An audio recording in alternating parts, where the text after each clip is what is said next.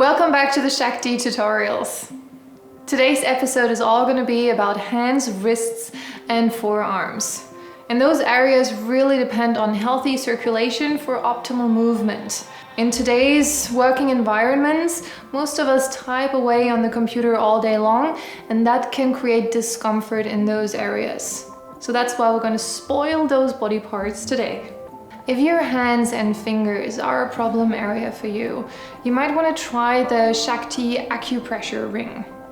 The ring is specifically designed to help circulation in your fingers and also help you with stress relief through that movement, through the use of the ring. Simply roll the ring up and down each finger for about 20 to 40 times, and that way you're going to stimulate the acupressure points in your fingers. Just as you can decide on the intensity of a ShaktiMat session, you can also choose between different strength levels of the ShaktiMat. The ShaktiMat Original is really great for beginners and also for advanced users. And the ShaktiMat Original has about 6,000 spikes. The light version has about 8,000 spikes.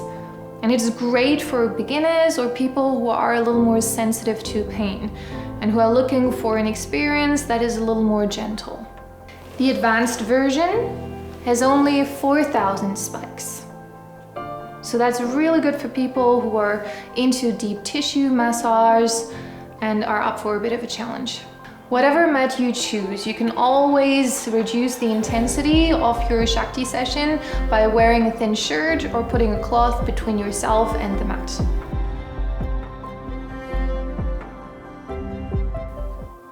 Start by kneeling beside your mat.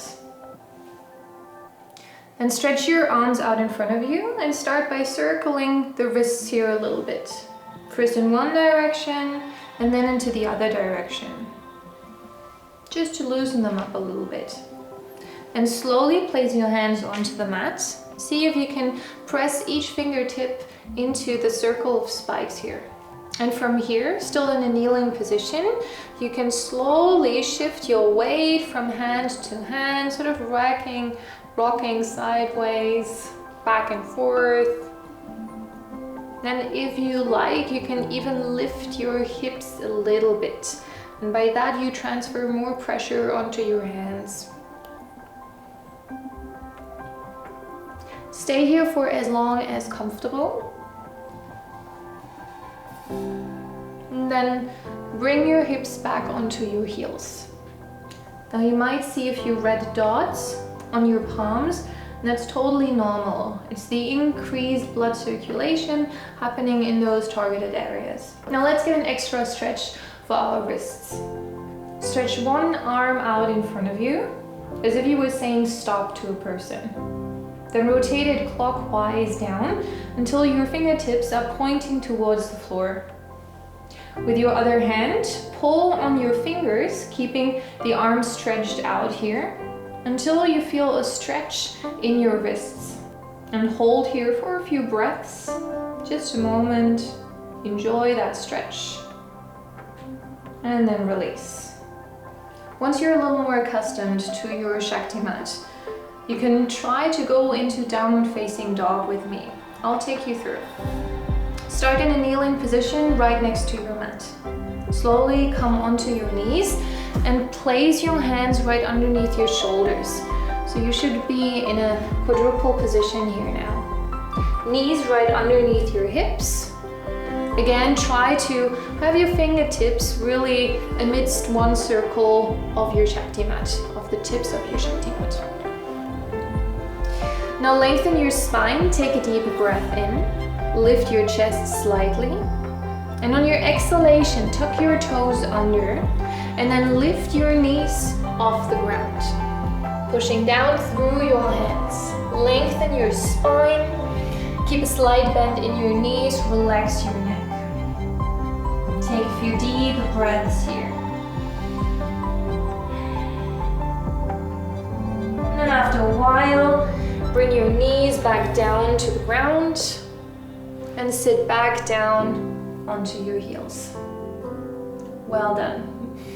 To nourish your forearms, Simply come back into the kneeling position next to your mat. Simply place your forearms onto the mat in front of you, spreading the fingers wide. Leave the elbow off the mat though.